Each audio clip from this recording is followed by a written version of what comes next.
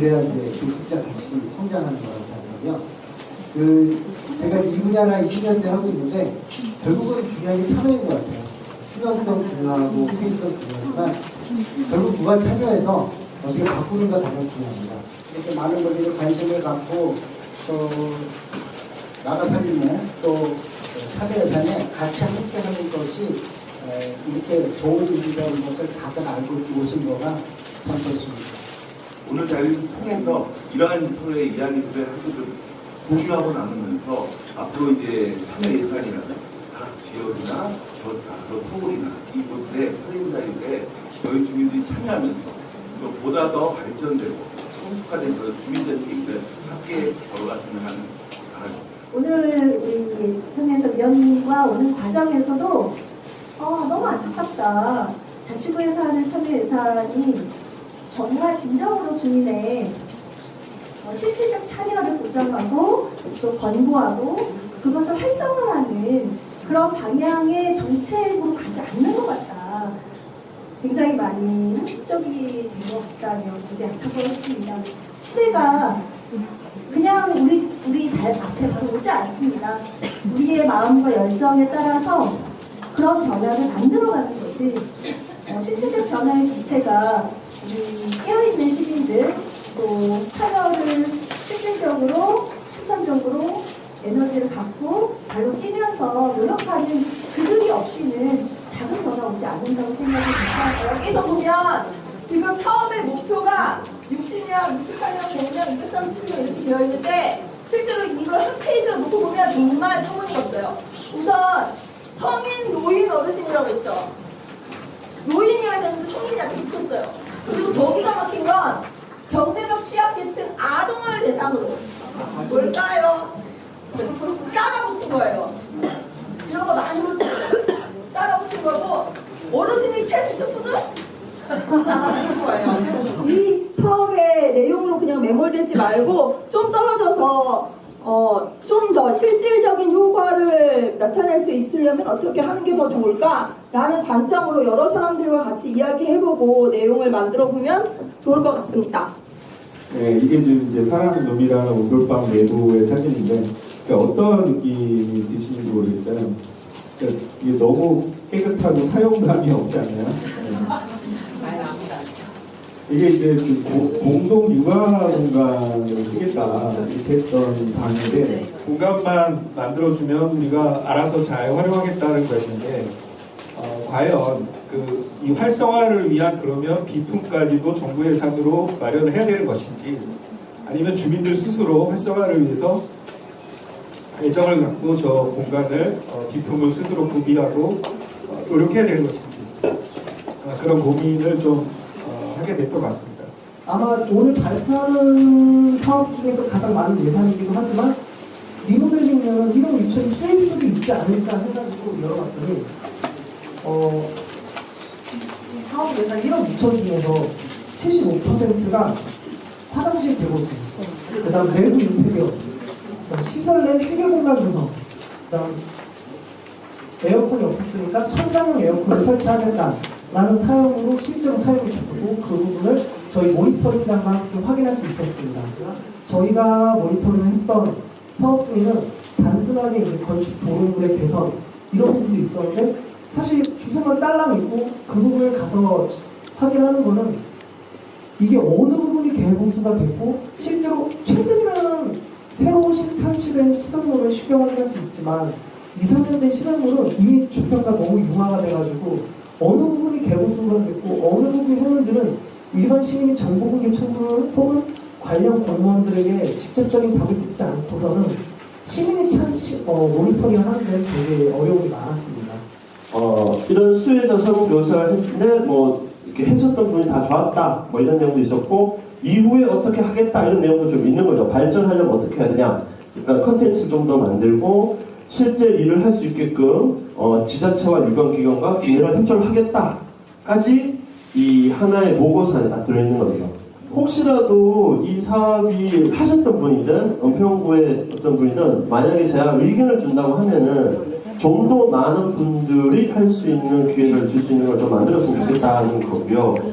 그리고 함부로 일자리란 말을 안 썼으면 하는 바람이 있습니다. 왜냐하면은 그분들이 지금 상황을 지금 제가 확인해 보진 않았지만 일자리라고 해서 이 사람들이 어떤 마음으로 느껴와서 이렇게 했을까를 생각하면은 좀 일자리란 말을 쉽게 써서는 안 되는 부분이다 이런 생각이 들었고, 그래서 이후에 어떻게 되는가는 이 모니터링이 끝나고 다음 시간이 있을 때 연평으로 가서 좀 이렇게 물어보고 이렇게 좀 진행해볼 생각입니다. 그리고 실제로 저기 가보니까 소방서에서 안전교육을 담당하시는 분은 두 분이 계신데 두 분이 외부로 나가는 경우가 많기 때문에 실제로 누군가 가더라도 아무나 이렇게 체험을 해보기는 굉장히 어렵다.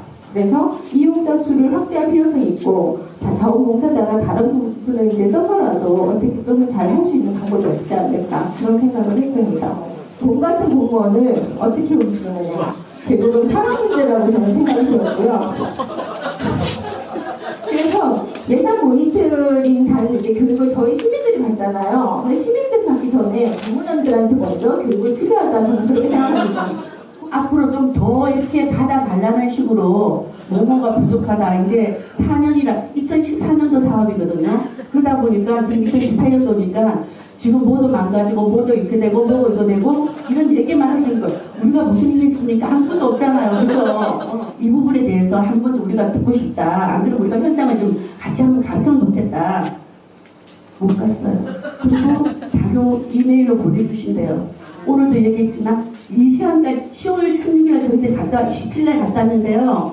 지금까지 이메일 못 받았어요. 진짜 이 모니터에 대해서 한번 우리가 꼭 무슨 매일 눈으로 뭘 갖다 틀집을 잡으려는 것이 아니라 제대로 지금 이 시대에는 아니지만 내년에 그 후년에 그 후년에 갔을 적에는 점차적으로 많이 변화되는 그런 거. 그리고 공무원들도 진짜 시민들을 그냥 우습게 봤는데 이런 수치까지 다 알고 좀 두려워할 거예요. 저희들이 우리 안행원사처럼 진짜 항상 이런 타임이 아니더라도 언제든지 내가 살고 있는 동네, 내가 살고 있는 곳에 다니다가 이런 부분들이 있으면 항상 이렇게 서로가 공유할 수 있는 공간이 되었으면 좋겠습니다. 감사합니다. 그래서 저희가 여기 이제 모니터링단 그 분 중에서 아까 전에 딱 뭔가 이렇게 문제에 대해서 되게 이제 민감하게 되는데 저희도 이제 모니터링을 하다 보면은 사실은 예산이라고 하는 거를 보기가 상당히 어렵잖아요. 너무 광범위하고 그렇기 때문에 저희도 이제 주된 관심사와 의심으로부터 시작을 합니다. 그랬을 때 저희가 생각하기에는 물론 이거를 이제 제도적으로 개선하는 것도 중요하지만 이렇게 지속적으로 시민분들이 이 정보에 대해서 공개해야 된다. 우리의 권리로서 계속해서 요구하고 주장하셔야지 그런 부분들도 변화할 수 있다고 생각하고요. 이 사업단에서 이 예산들이 공모를 통해서 다 공개되고 또 어떤 경쟁을 통해서 각자 자기의 재능을 발휘할 수 있는 사업들이 되었다면 크게 문제가 없을 텐데 이 안에는 66%라는 지정사업이 있더라고요. 이거는 그냥 그 장애인 문화예술과 또 어떤 기득층에 있는 단체에서 해마다 거의 10년 가까이 무조건 그냥 받는 돈이더라고요. 인간이 그 토시 하나 안 틀리고 정보 공개를 청구한다는 게 되게 어렵잖아요. 여러분 해보셨지만 그러기 전에 미리 좀 배려라고 하긴 배려라고 해야 되나 그거? 자기네 일이잖아요. 본인들의 일을 착실하게 해줬으면 좋겠다라는 바람을 갖고 싶고요. 그렇게 힘을 보태서 서울시를 바꿀 수 있는 여러분 이거 풀어뜨리지 않는 모임이 됐으면 좋겠다라는 바람을 갖고 있습니다. 돈 낭비가 좀 심하다. 그런 거를 좀 많이 느꼈고요. 저도 이 자리에 와서 다른 분들 하시는 거 보고 조금 더 많이 배워가는 자리가 된 것 같습니다. 만나서 반갑습니다.